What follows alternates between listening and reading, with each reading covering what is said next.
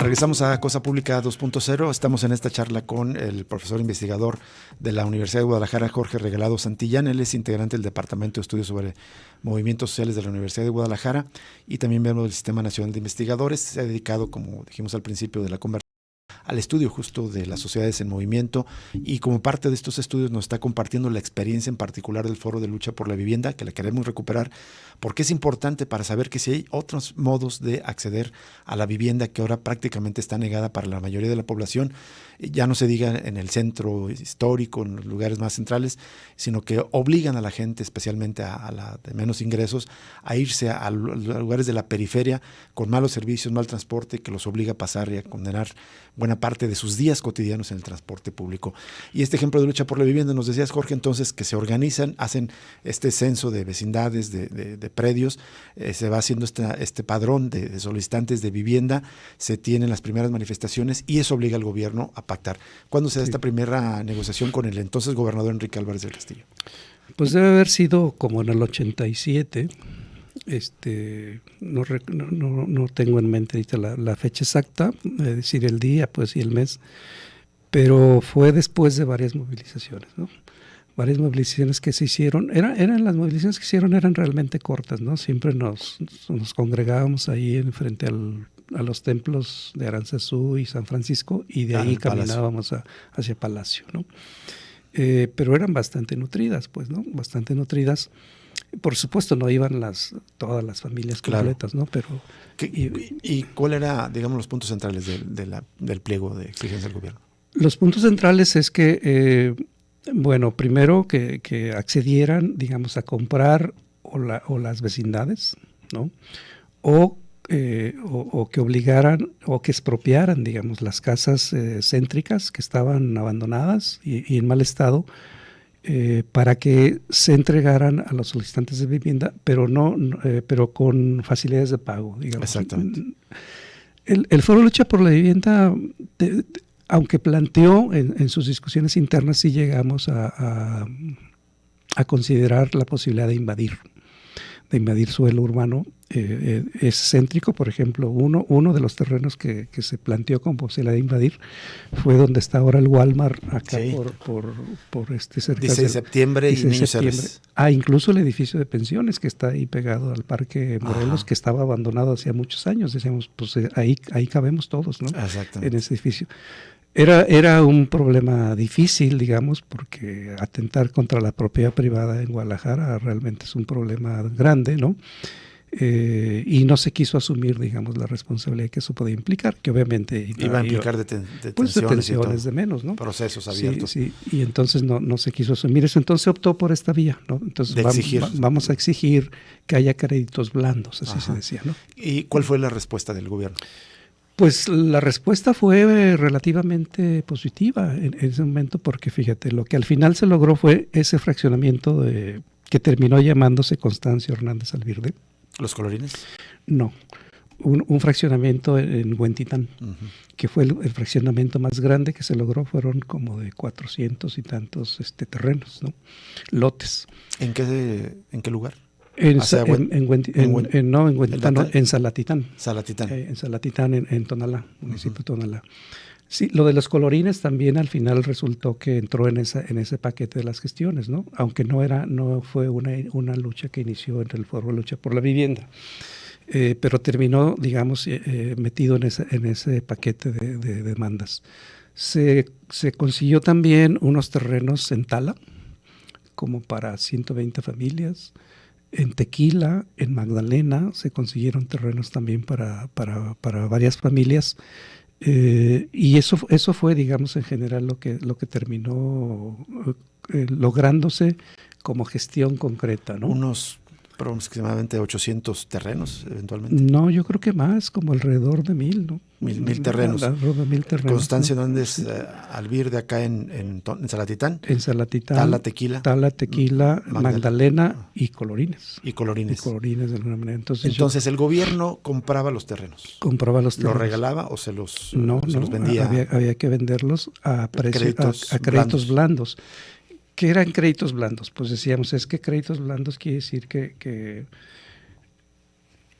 pues en términos de salarios mínimos se sacaron porcentajes, o sea, no se puede dedicar el 100% del salario al pago de la vivienda porque hay otros gastos. Entonces, créditos blandos es que la gente pague lo que pueda pagar prácticamente, ¿no?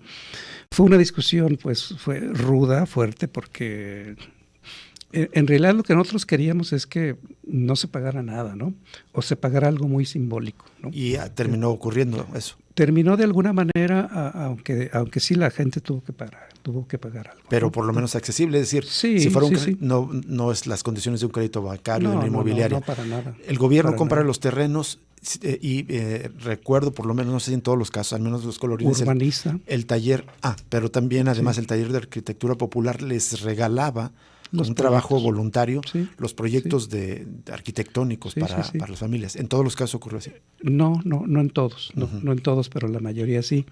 El gobierno compraba, el gobierno pagaba los terrenos, luego se le empezaba a pagar al gobierno, el gobierno urbanizaba, una urbanización completa, digamos, trazaba calles, aplanaba, dotaba servicios. Dotaba relativamente, ¿no? De agua, pero todavía no agua en todos los terrenos, sino en cada esquina ponía una llave. Y entonces empezaron luego los procesos de autoconstrucción, ¿no? Cada familia iba construyendo. Pero al menos ya se les dotaba de una vivienda propia que por la vía del mercado no podía ser posible. Era imposible. Y por eso... Como es imposible ahora, ¿no? Justo eso voy, Jorge.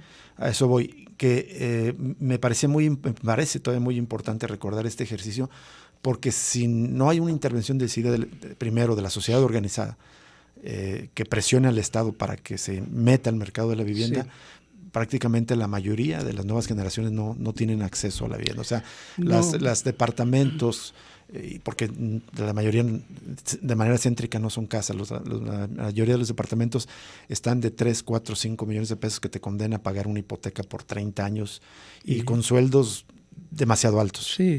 Para la gente de 5 o 10 salarios mínimos incluso, creo que no es posible. Claro, no es imposible, digamos, para las generaciones actuales no tienen yo creo que ni siquiera pueden ver como horizonte que van a tener una casa o un departamento propio.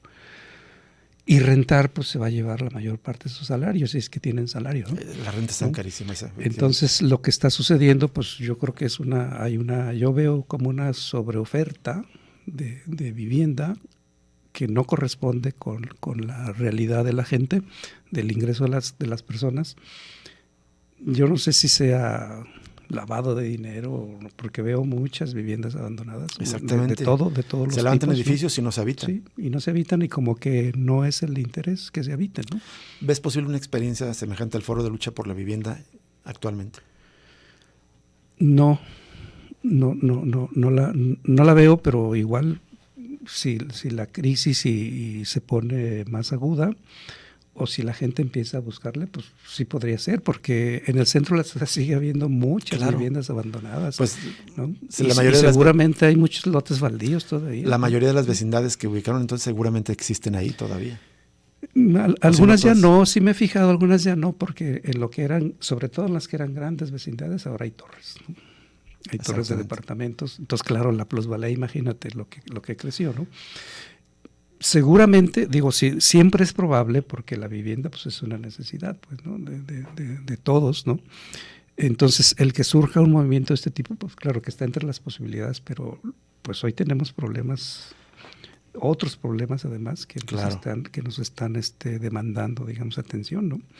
Todo lo que aquí platican diario es terrible, ¿no? Sí, pero hay que recordar que existe una asociación Vivienda Ya, una plataforma de distintos colectivos que justo pone el acento en este tema, pero con esta experiencia que nos recuerda en este ejercicio de memoria Jorge Regalado, pues nos hace claramente entender que por la ruta actual de dejarle todo el mercado inmobiliario a las empresas inmobiliarias, a estas industrias, negocios capitalistas para que lucren, está cerrado el derecho a la vivienda para la mayoría de la gente. Totalmente, ¿no? Y aunque el derecho a la vivienda sigue estando ahí en el artículo 4 y 123 constitucional, pues como otros derechos, nomás son letra o bonita poesía, pues, ¿no? Ahí escritos, pero no hay ni siquiera esos proyectos que tuvimos que había en aquel tiempo, ni el Infonavit, El FONAPO no existe, las inmobiliarias de los gobiernos de los estados dejaron de existir, los institutos promotores de vivienda dejaron de existir.